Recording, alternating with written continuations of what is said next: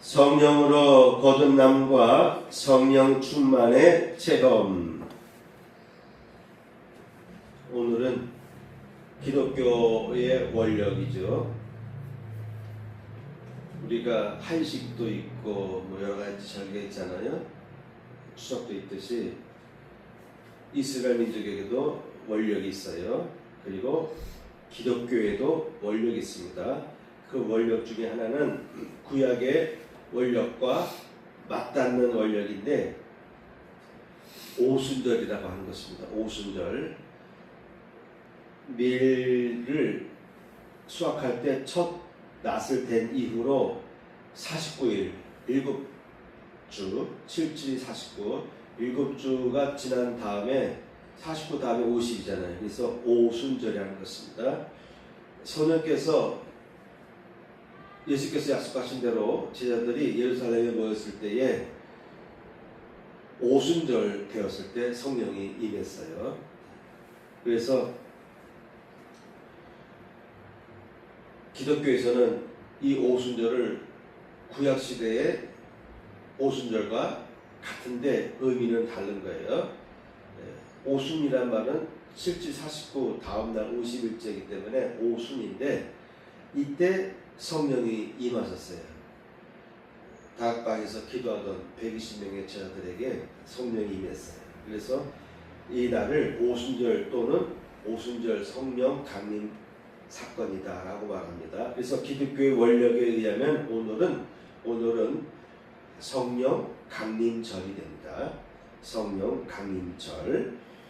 그래서 오늘은 성령 강림절인데 마침 존 웨슬레가 1738년 5월 24일에 회심을 했어요. 오늘이 5월 24일 주일인데 성령 강림절인데 묘하게, 그때는 똑같은 날은 아니죠. 묘하게 오늘이 존 웨슬레가 회심한 날이 되겠습니다. 그래서 감리교에서는 존 웨슬레의 회심 주일이라고 지키고 있어요. 그래서 기독교의 원력에 보면은 성령 강림절, 그리고 우리 감리교에서는 여기에다가 더해서 존 웨슬레의 회심주일이라고 이렇게 겸해서 드리고 있습니다. 그래서 오늘은 본문을 거듭남에 관한 성경 본문을 중심으로 해서 거듭남과 회심의 차이는 무엇인가에 대해서 살펴보고, 그리고 마지막에는 준비된 사람을 쓰신다라는 내용을 전하려고 합니다. 본문을 보시기 바랍니다. 바리새인 중에 니고데모라고 하는 사람이 있었습니다. 예수께서 오셨을 때에 대부분의 유대인들 중에서 바리새인들 그리고 서기관들, 제사장들은 대부분의 경우는 예수를 영접하지 않았습니다. 예수를 거부했어요. 그런 결과가 요즘에도 나타나고 있죠. 이란과 이스라엘이 서로 전쟁을 하고 레바논을 침공하고 하는 과정에서 영상에 드러난 것처럼 마리아상이라든가 등등 십자가를 파손한 행위를 그들은 자연스럽게 행했던 것이 전 세계에 전파돼서 전 세계 기독교 국가 국민들로부터 지탄을 받고 있어요. 지금 이 시대에도 그런 일들이 벌어졌으니까 예수님 당시에는 어떻겠습니까? 당시에 기득권이라고 할 수 있는 종교 권력자 제사장 그룹에서 예수를 거부했어요. 당연히 회당장이라든가 서기관들 이런 사람들은 유대교에 도취된 분들이고 직분이 있는 분들이거든요. 또 범주적으로 볼 때는 넓게 보면은 바리새인이라고 합니다. 이런 분들이 예수를 배척했어요. 그런데 본문에 보면은 바리새인 중에도 이런 분이 있었던 거예요. 니고데모라고 하는 사람이 등장하는데 밤중에 몰래 왔어요. 왜? 눈치가 있으니까, 주변 사람들의 눈치가 있으니까. 이처럼 예수님 당시에도 예수님의 말씀에 귀가 열린 사람이 있었고 귀가 닫힌 사람이 있었다. 특히 유대인 중에 종교적으로 열성 있는 바리새인들은 더더욱 예수님의 말씀을 듣고도 외면했고 이해할 수가 없었습니다. 그런데 그 중에도 니고데모 같은 사람들이 있었어요. 그들은 예수님의 말씀을 귀담아 듣고 묵상도 하고 생각도 해가면서 우리 구약과 서로 연결되는 부분이 있는가 또는 배치되는 부분이 있는가를 곰곰이 생각해 보다 보니까는 예수님의 말씀이 신뢰성 있고 권위가 있는 거예요. 또한 능력이 나타나고, 그런데 예수님께서 거듭나야 된다라는 말씀을 전하니까 그 말씀을 이해할 수가 없었어요. 다시 태어난다 라는 의미로 받아들일 때 어떻게 사람이 다시 태어날 수 있느냐라는 의문을 품게 됩니다. 그래서 본문에 보면은 니고데모가 이르되 사람이 늙으면 어떻게 날 수 있사옵나이까. 니고데모가 찾아왔을 때에 예수께서 니고데모의 약점을 본 거예요. 약점이자 기회죠. 니고데모는 유대교에 열심히 있는 사람인데 이 유대교로부터 다시 태어나지 않으면 안 되는 거예요. 유대교에 속한 이 관념으로부터 다시 거듭나지 않으면, 태어나지 않으면은 예수의 복음의 세계로 나올 수가 없어요. 그런 관점에서 예수님께서는 진실로 진실로 내게 이르노니 사람이 거듭나지 않으면 하나님의 나라를 볼 수 없다라고 했어요. 거듭나야 된다라고 했어요. 유대교에서 기독교로 거듭나야 되는 것이죠.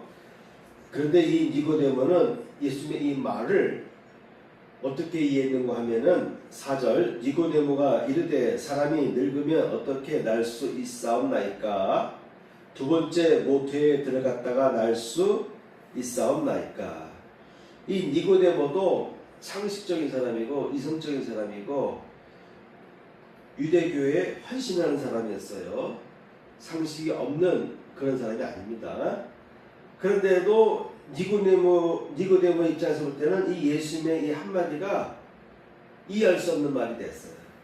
그래서 바로 니고데모가 질문한 것이 늙으면 어떻게 날 수 있사옵나이까. 두 번째 모태에 들어갔다가 다시 태어나야 됩니까? 라고 좀 이해 안 되는 질문을 했어요.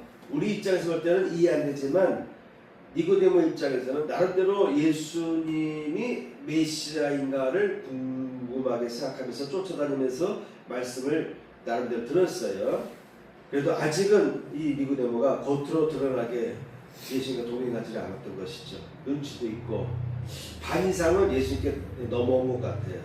그래서 선생님이라고 하지 않습니까? 유대인들 중에서 어느 정도 바리새인들은 예수님을 향해서 선생님이라고 랍비라고 불렀어요. 이후부터는 예수님께서 부활하신 이후부터는 주님이라고 하는 구세주 메시아로 호칭하게 됩니다. 그래서 우리가 이 문구를 보게 되면은 너무 어리석은 질문 같지만 당대의 유대인들 입장에서 볼 때, 바리새인 입장에서 볼 때는 예수님의 이와 같은 질문이 바로 이해할 수 있는 질문이 아니었습니다. 그리고 예수님의 이 3절의 이 말씀은 다른 복음서에 없어요. 마태복음, 마가복음, 누가복음에는 전혀 나타나지 않아요. 이 거듭나는 이 말은 요한복음에만 등장합니다. 그것도 딱 한 번, 오늘 본문에서만 등장하는 거예요. 그러니까 바리새인이었던 이 니고데 입장에서 볼 땐 더구나 이 말을 이해할 수가 없었던 것이죠. 그래서 다시 태에 들어가서 태어나야 되느냐라고 질문을 바로 한 것입니다. 그때 예수님께서 대답하시기를 진실로 진실로 내게 이르노니 사람이 물과 성령으로 나지 않으면 하나님의 나라에 들어갈 수 없다라고 했습니다. 그러면서 육으로 난 것은 육이요 영으로 난 것은 영이니, 그러니까 영으로 거듭나야 된다는 것이죠. 영으로 거듭나야 된다는 것을, 이 영으로 거듭나는데 이 거듭남이 물과 성령으로, 물은 세례로, 성령은 성령의 역사심을 통해서. 그래서 성령의 역사심이라는 것은 바로 우리의 마음과 영 가운데 역사하시거든요.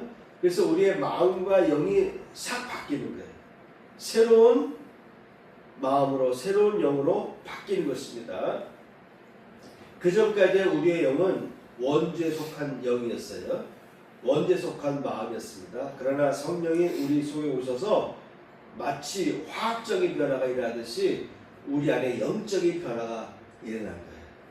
그래서 마음과 영이 새로워지는, 나는 난데 내가 새롭게 태어난 것 같은 새로움을 경험하게 됩니다.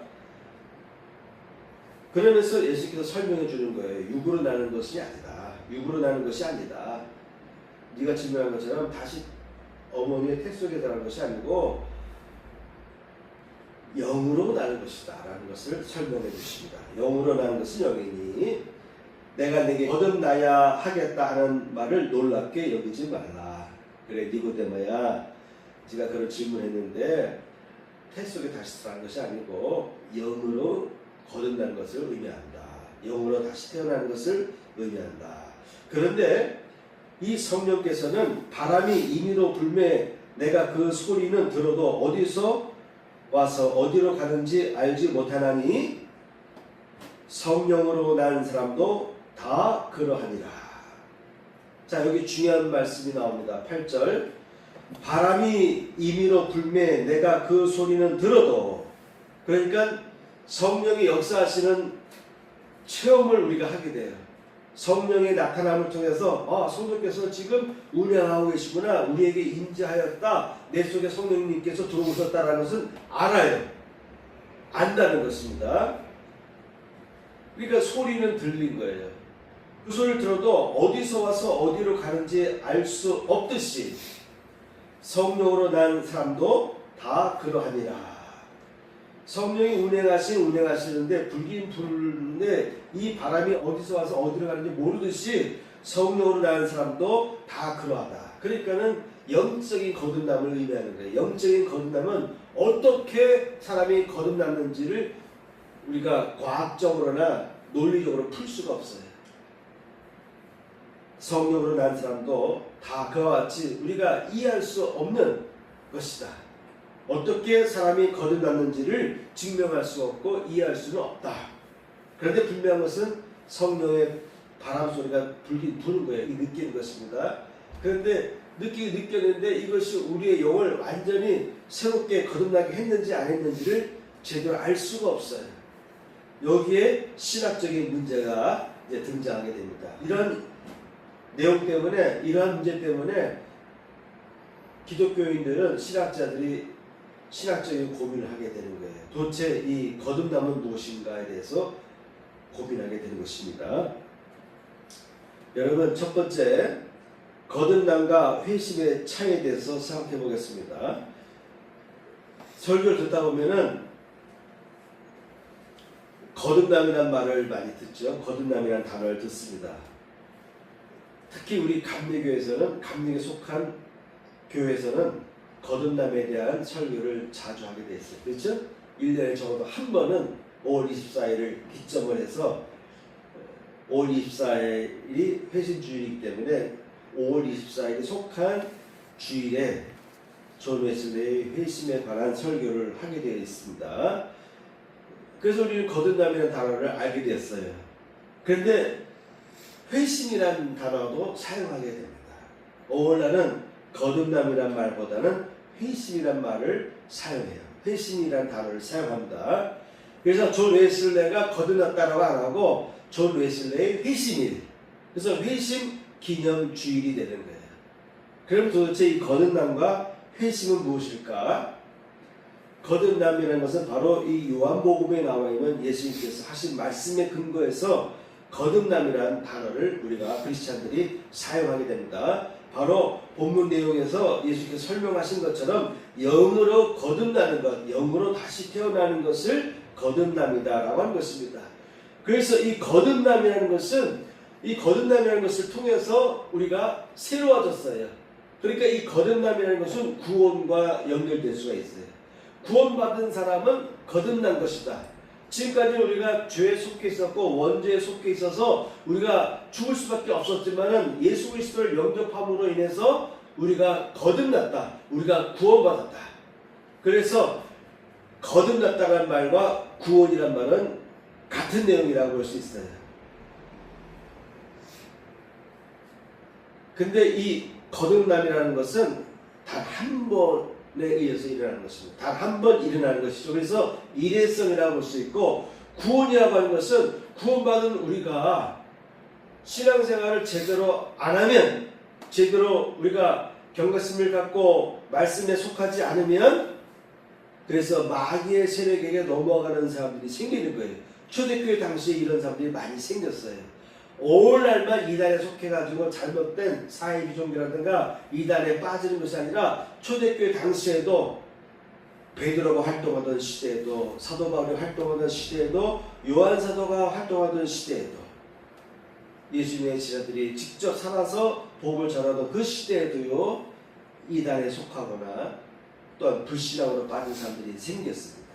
타락하는 사람들이 생겼어요. 그래서 구원받은 것은 이것이 영원한 보증이 아니에요. 기독교의 관점에서는 구원받았다고 하는 것은, 우리 감리교회의 관점에서는 구원받았다는 것은 계속 우리가 구원을 유지하면서 나아가야 돼요. 구원받은 상태에 머무르는 것이 아니라 구원받은 우리가 점점점 더욱더욱 거룩한 길로, 성화의 길로 나아가서 사도 바울의 표현대로 예수님의 분량까지 도달해야 되는 거예요. 그런 내용을 우리는 성화라고 합니다. 마지막 단계에 영원히 거룩한 단계가 있습니다. 이런 내용들은 유일하게 우리 감리교회에서만 전해지는 내용이 되겠고, 감리교회의 분파인 성결교회 또는 구세군도 아마 이런 내용을 다룰 것이에요. 감리교 운동에서 존 웨슬레가 복음을 전할 때 선한 행위를 많이 했어요. 왜 그랬는고 하면은, 구원은 내가 구원 받았는지 안 받았는지는 어떻게 알 수 있을까? 가만 보니까는 내가 구원 받았는지 안 받았는지 모르는 거예요. 세례까지 받고, 내가 예수 그리스도의 이름을 믿고 세례도 받았고, 그리고 신학도 공부했고, 더 나아가서는 목사까지 됐어요. 그리고 아메리카 인디아는 선교하러 선교사로 나갔습니다. 그런데도 웨슬리의 마음속에는 내가 구원받았다라고 하는 것을 알 수가 없었어요. 그래서 존 웨슬리는 옥스퍼드 대학생 할 때부터 내가 구원받았는지에 대한 확신이 없었어요. 그래서 구원받았다는 것을 확인하기 위해서는 당대에 유행하던 고행이거나 또는 선행, 이런 것을 통해서 내가 구원받았다고 하는 어떤 확신을 얻고 싶었어요. 그래서 존 웨슬리를 중심으로 해서, 존 웨슬리와 그의 동생 찰스 웨슬리를 중심으로 해서 젊은이들이 모이는데, 그들이 매일 새벽 기도를 하고 새벽 시간에 모여서 그들 나름대로 예배를 드리는 거예요. 경건의 시간을 가지면서 성경책도 읽는데, 그리스어로 된 신약 성경도 그들이 읽어가면서 경건한 생활을 합니다. 이와 같이 영적으로 경건에 도달하기 위해서 말씀을 연구하고 기도하는 생활을 했지만 여기에 머무른 것이 아니에요. 제가 늘 강조하듯이, 지난주에도 강조했고 그전에도 강조했듯이, 구원의 단계로 머무는 것이 아니라 존 웨슬리는 어떻게 하면 내가 구원의 확신을 얻을 수 있을까 해서, 내가 진짜 구원받았나? 라고 하는 확신이 없었기 때문에 선행을 하기 시작합니다. 그 선행의 일환으로서 교도소를 찾아가요. 일주일에 2번씩 교도소를 찾아가는데, 그들 나름대로 유학을 왔잖아요. 부유한 것은 아니거든요. 그들의 집안이 부유한 것은 아니었습니다. 어쨌든 부모님들이 학비를 대고 생활비를 대서 용돈을 공급해줘서 대학생활을 검소하게 해야 되는데, 그들이 갖고 있던 용돈을 절약하고 많이 밥을 사 먹어야 될 것 같으면은 그들이 일주일에 2번은 금식했거든요. 그래서 남들처럼 술을 먹고 술집에 가고 뭐 담배 피고 이런 일들을 해야 했을 텐데, 술집에 가고 술 마시면서 여자들과 사귀고 이런 쾌락 문화, 그 당시에는 이런 쾌락 문화가 아주 유행했어요. 프랑스든 영국이든 이런 문화가 확산됩니다. 그러한 영향이 존 웨슬리 시대는 퍼져 있었어요. 그런데 경건의 생활을 하니까 새벽 시간부터 그들이 모여서 예배드리고 기도하고 말씀 묵상하고 성경을 읽고 성경을 연구하고 그런 생활을 하니까 그들이 타락할 수가 없잖아요. 그들의 세상 향락에 빠질 수가 없잖아요. 그러다 보니까 돈을 덜 쓰게 되는 것입니다. 금식도 하고 해서 그들이 나름대로 돈을 절약하고 절약한 돈으로 그들이 교도소를 찾아가요. 교도소를 찾아갈 때 그냥 갈 수 없잖아요. 빵도 사갈 것이고 또한 영치금도 줄 수 있을 것이고 그렇죠. 너무 가난한 사람은 그들에게 돈도 이렇게 나눠주기도 하고 이런 생활을 옥스포드 대학 내에서 젊은이들이 웨슬레를 중심으로 이런 활동을 했어요. 이런 선행을 했어요. 또한 이런 존 웨슬레는 고아원도 찾아갑니다. 이런 일들은 이러한 선행은 존 웨슬레가 회심한 이후에도 계속했어요. 그래서 감리교 운동 속에 빠져서는 안 되는 것이 교도소를 찾아가서 그들을 위로하고 그들의 선행을 하고 또한 고아원을 세우고 또한 고아원을 찾아가고 고아원을 세우면서 선한 행위들을 끊임없이 했습니다. 그런 일을 하다 보니까 그런 일들을 적극적으로 하기 위한 단체를 독립적으로 만든 것이 구세군이에요. 구세군. 그러니까 구세군도 감리교에서 나온 것입니다. 제가 너무 이 얘기를 했네요. 자, 그래서 존 웨슬레는 거듭남이라는 것을 체험하기 위해서 내가 진짜 거듭났나 라는 것을 체험하기 위해서 내가 진짜 구원받았나 라고 하는 것을 알고자 체험하고자 어떻게 하면 구원받을 수 있을까. 그래서 이해 안 되는 것이죠. 아직도 존 웨슬레와 일행들은 구원받지 못했다라고 생각한 것 같아요. 왜냐하면 마음속에서 끊임없이 죄의 성향이 있잖아요. 마음속에서 상한인지라 죄를 품을 때가 있는 거예요. 화도 내고 누구를 미워할 수도 있고 그런 것이 마음속에서 일수가 있습니다. 예수님께서는 마음속에 생각한 것은 이미 죄다라고 했잖아요. 마음속에 가늠한 것도 죄다. 그래서 존 웨슬레 입장에서 볼 때는 내가 구원받지 못한 것 같은 거예요.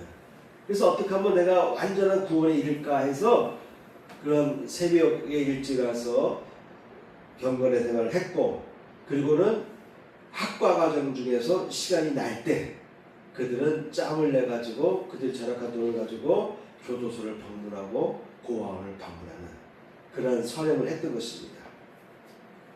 바로 존 웨슬레는 청년 때부터 거듭남에 대해서 관심이 가진 거예요. 내가 진짜 구원받았나?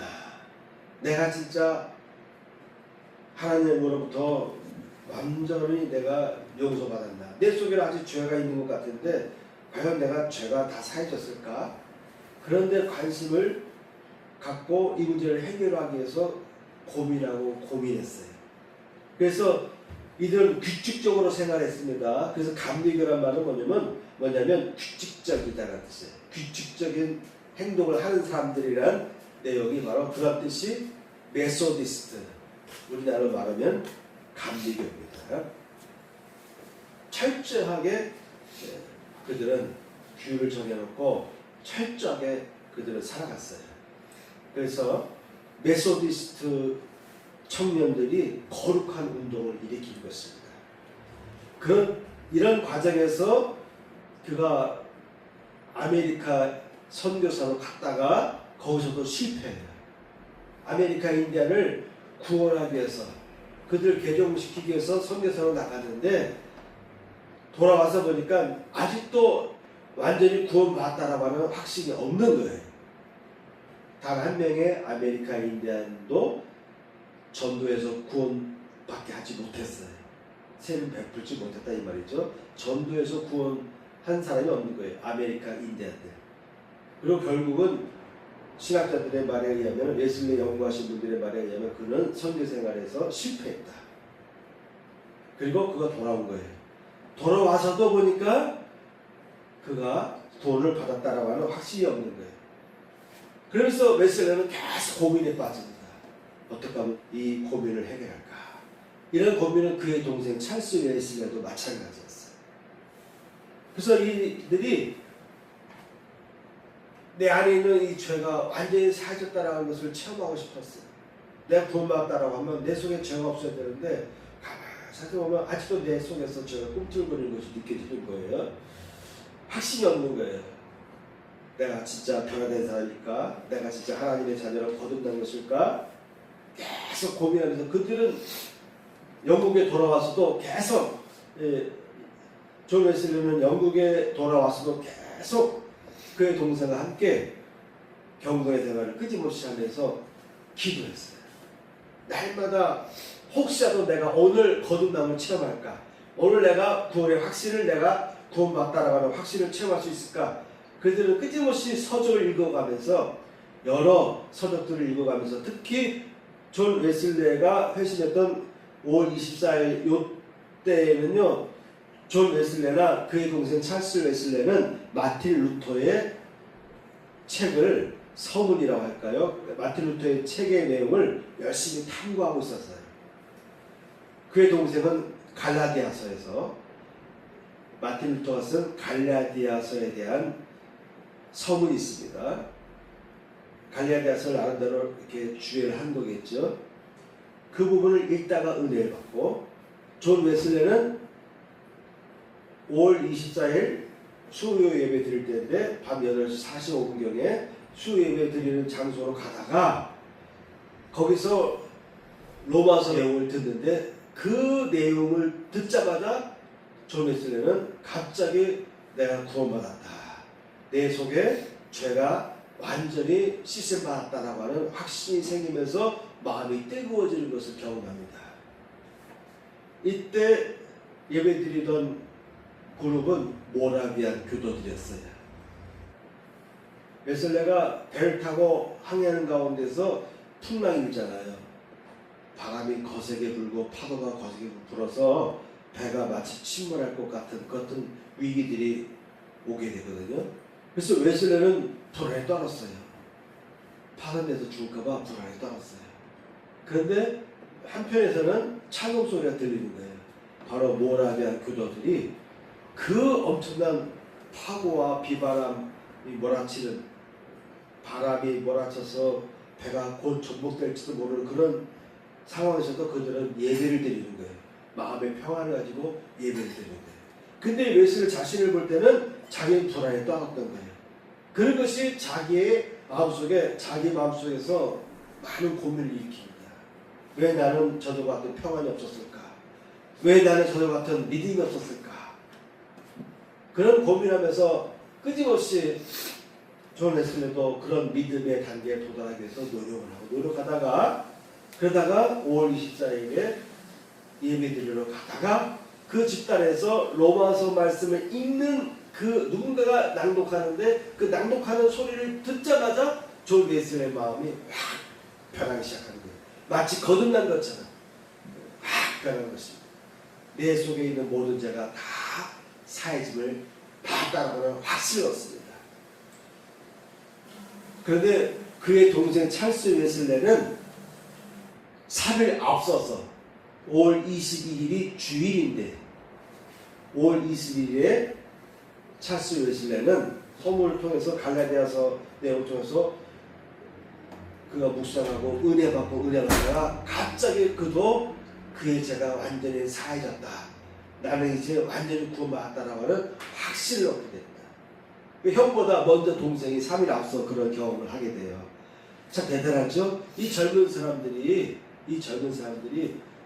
이런 경건 생활에 몰두할 뿐만 아니라 내 안에서 확신, 구원받다라고 하는 확신, 왜 내 속에서는 아직도 죄가 꿈틀거리나, 이런 것들을 이기려고 그들이 끊임없이 경건의 생활하고 선행을 해오던 과정에서, 그래서 저 모라비안 교도들처럼 나도 믿음의 확신이 생겨야 되겠다라는 관심을 가지고 존 웨슬레가 고민하면서 노력하는 가운데 이와 같이 3일 간격으로 동생과 형이 거듭남에 대한 구원받았다라고 하는 회심을 경험하게 됩니다.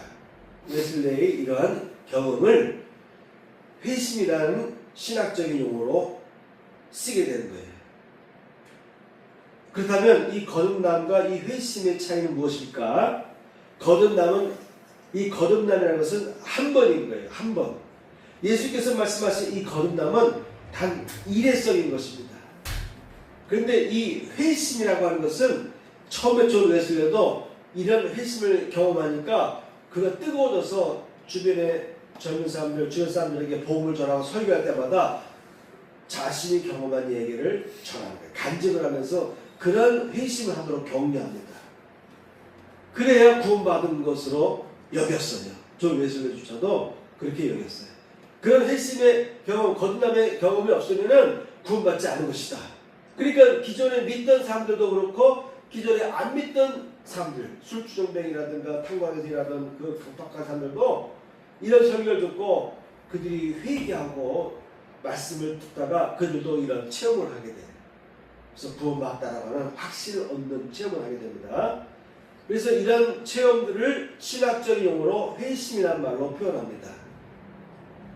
그래서 이 회심이라는 것은 구원받는 순간에 구원받은 것을 묘사하기도 하고 또 하나는 구원받고 나서도 여러분 존 웨슬리가 구원받은 것이 언제일까요? 1738년 5월 24일일까요? 아니라고 하는 거예요. 그가 회심했던 날은 그런 경험을 한 것이지 그가 열심히 예수 그리스도를 믿었고 그가 선행을 했는데 경건생활을 했는데 그가 구원받지 못했다? 그건 아니죠. 바로 예수께서 말씀했잖아요. 거듭남이라고 하는 것은 영으로 거듭나는 것이다. 근데 그 성령으로 난 사람도 거듭난 사람도 이게 어떻게 해서 내가 구원받았는지를 알 길이 없는 거예요. 구원받긴 받았는데 어떻게 내가 구원받았는지 알 수가 없어요. 이 말은 성령께서 역사하심으로 인해서 우리가 믿었어요. 믿을 때 구원받은 것입니다. 믿을 때 구원받기 때문에 내가 구원받은 것에 대한 확증을 어떤 사람은 갖는 사람, 처음 예수 믿자마자 그런 구원의 확증을 갖는 사람도 있고 확신을 갖는 사람도 있고 구원받기로 그가 결단하고 예수를 영접하고 열심히 예수 믿는 생활을 하고 있을 거예요. 근데 그 사람에게는 그런 확신이 없어요. 그래도 구원받은 것이다. 구원은 언제 일어나느냐? 믿을 때. 믿음으로 의로워지는 거예요. 그러니까 지금까지 존 웨슬리 일행은 선행을 해서 구원을 얻으려고 했는데 성경책을 읽고 특히 마틴 루터의 서적을 읽다 보니까는 구원이라는 것은 믿음으로 구원받는구나 라는 것을 그들이 터득하게 되는 거예요.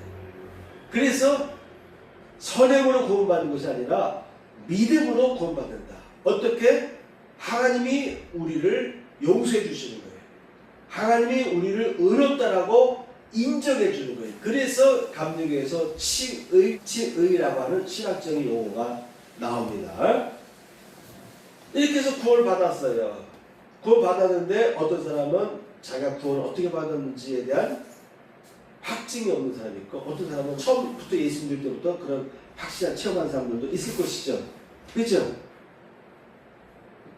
그래서 처음부터 구원에 대한 체험이 없지만 예수 믿고 열심히 살다가 존 웨슬리처럼 어느 날 갑자기 이와 같은 구원에 대한 확신을 체험하는 날이 생길 거예요. 처음에는 존 웨슬리도 이 날이 본인이 거듭난 날이다라고 생각한 것 같아요. 그리고 이 날에 내가 완전 구원에 대한 확신을 얻었다라고 했는데 그래서 많은 감리교도들에게 구원의 확신을 체험하도록 권했는데 그가 나중에는 몇 년이 지나서 그가 입장을 바꿉니다. 이와 같은 체험을 안 해도 구원은 받은 것이다. 그러니까 회심이라는 것은 구원받고 나서 경험할 수도 있는 것이고 구원받을 때 회심할 수도 있고 구원받고 나서도 어느 정도 시간이 지난 다음에도 이런 회심의 경험을 할 수도 있는 거예요. 그리고 이런 회심에 대한 신학을 연구하는 학자들의 연구에 의하면 이런 회심은 여러 번 나타난다. 라고 생각하게 됩니다. 그래서 회심이라는 것은 일회성일 수도 있지만 어떤 사람에게는 여러 번 나타날 수가 있어요. 마치 어떤 학자를 연구할 때 그가 전기 때가 있고 후기 때가 있는데 전기와 후기 때 그 사상이 바뀐 것처럼 회심이라고 하는 것도 이렇게 변화가 나타나면서 새로운 또한 체험을 하는 단계로 가요. 그래서 회심도 여러 번 경험할 수 있는 상태로 이해하시면 되겠습니다. 존 웨슬리는 그렇게 젊을 때부터 그는 초등학교 때부터 중학교 때부터 그는 미션 스쿨에 들어갔어요. 거기서 경고의 생활을 했어요. 기숙사 생활하면서도 아침 일찍 일어나고 예배드리고 공부하는 그런 경고의 생활을 했던 사람이에요. 그리고 옥스퍼드 대학 가서도 그가 그렇게 끊임없이 노력을 했잖아요. 경고의 생활을. 그리고 그가 영국 성공해서 목사 안수를 받고 그가 선교사로 미국에 가기도 했고, 돌아와서도 계속해서 그의 동료들과 함께 어떻게 하면 구원 받은 것에 대한 확신을 얻을까 하고 그들이 열심히 노력을 했어요. 설교도 하고 경고생활도 하고. 그러다가 1738년 5월 24일 존 웨슬리가 회심의 경험을 하고, 이것이 기점이 되어가지고 폭발적으로 영국에서 감리운동이 일어나는 거예요. 그래서 이웃나라인 프랑스에서는 혁명이 일어나서 유혈혁명이 일어났잖아요. 그렇죠? 근데 영국은 유혈혁명이 없이도 그 산업혁명 가운데서도 조용하게 나라가 산업혁명을 이룰 수가 있었다라고 하는 것입니다. 이 결정적인 영향이 바로 감리교 운동이다.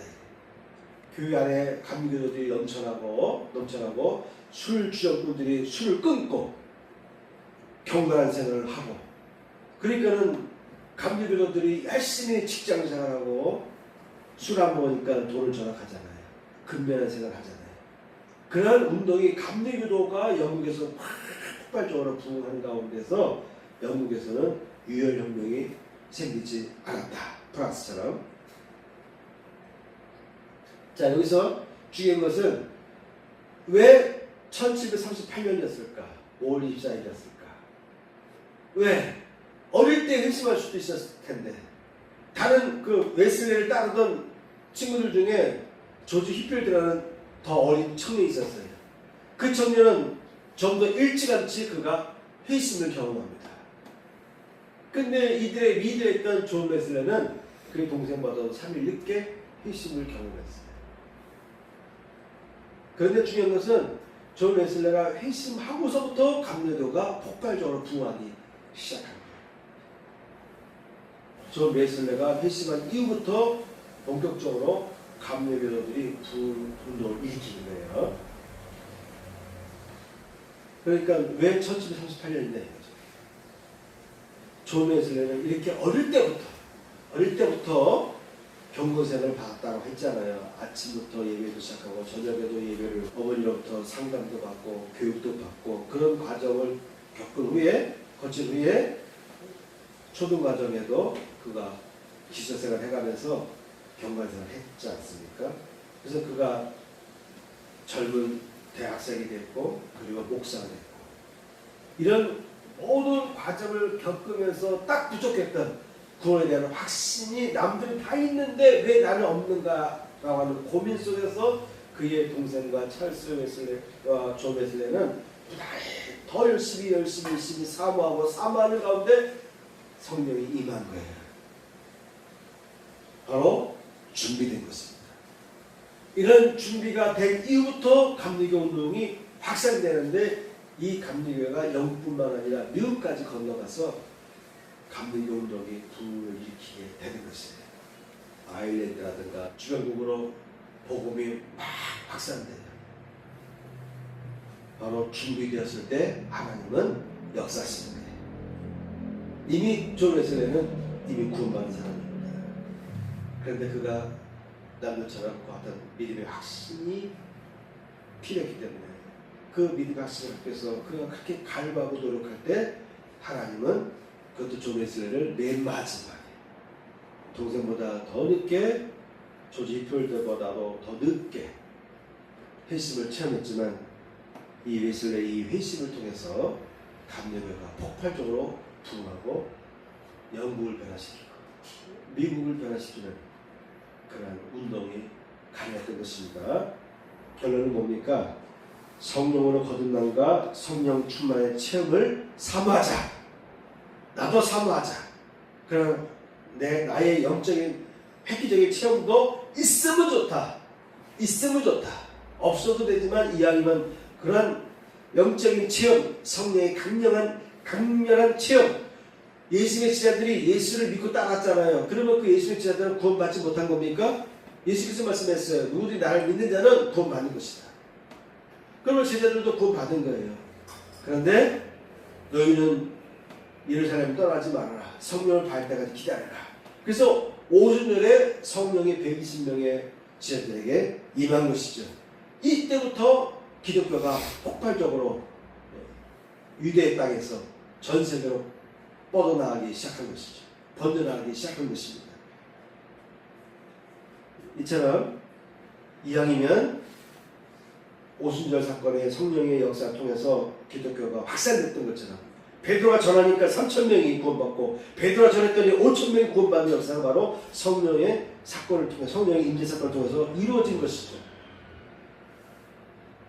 그러므로 우리가 어떤 성령의 강력한 체험을 통해서 새로운 더 깊은 영적인 단계로 들어가고 깨달은 단계로 들어간다면 그것은 우리에게 유익한 것이 되는 것입니다. 한 가지 더 준비되면 하나님께서 역사하십니다. 준비되면 성령께서 역사하십니다. 세상 일도 마찬가지입니다. 여러분들의 계획도 마찬가지입니다. 여러분의 삶의 과정도 마찬가지입니다. 준비가 되면 때가 온다. 그 때가 오게 되면 모든 일들이 순수하게 수월하게 자연스럽게 풀리는 역사가 나타납니다. 그러므로 준비하는 성도가 되어야 되겠습니다. 준비하자. 하나님 입장에서 볼 때 내가 지금 준비된 사람인가? 내가 이 준비된 사람이 되기 위해서 부단히 노력하고 있는가? 자세히 시간 없어서 설명은 됐지만 이 감리교도 청년들이 얼마나 그들이 부단히 노력했는지 몰라요. 우리도 신앙생활하면서 이왕이면 성령의 충만, 성령을 통해서 더 깊은 영적인 세계로 나아갈 수 있는 그 같은 능력을 체험하길 바라고, 또 하나는 그러한 일들이 나타나기 위해서 우리가 준비하는 사람이 되어야 되겠다. 준비하자. 준비된 자가 되자. 라는 이러한 두 가지 취지를 여러분들이 마음속에 품으시고 한 주 동안 살아가시길 축복합니다. 아멘. 가슴에 손을 얹고 봉기도를 드리겠습니다. 할렐루야. 하나님 아버지 감사합니다. 이 시간에도 아름다운 예물들이 봉헌되었습니다. 주일 예물과 감사 예물을 흠명하여 주옵소서. 또한 11조를 드린 손길과 그의 가정 위에 11조의 복이 부어지게 하여 주옵소서. 이제는 우리 구주 예수 그리스도의 은혜와 하나님 아버지의 극진하신 사랑과 성령님의 감동감화 역사하시니 이 자리에 참여한 성도들 위해 함께 하시기를 축복하옵나이다. 아멘.